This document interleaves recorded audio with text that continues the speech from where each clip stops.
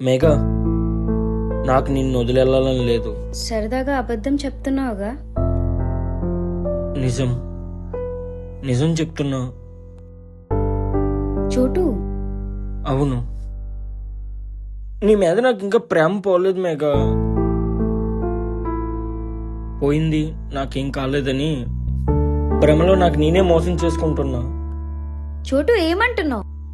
ఇంకొకసారి మనం కలిస్తే మళ్ళీ కొత్తగా ప్రేమిస్తే ఎలాగుంటుంది? చోటు, మళ్ళీ ఆ లైఫ్ తిరిగి వస్తుందంటే నేను వద్దంటానా? వద్దు మేఘా, నీకు ఆల్రెడీ బాయ్ ఫ్రెండ్ ఉన్నాడు.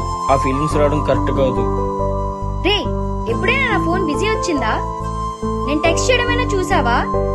నాకెవరూ లేరురా బాబు.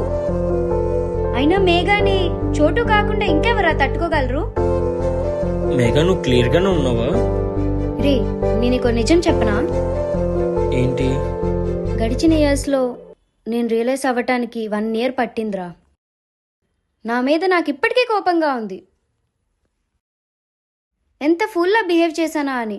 ఆ ఒక్కరోజు నీ డెసిషన్ విన్ అయితే ఇప్పటికీ మనం కలిసి ఉండేవాళ్ళం.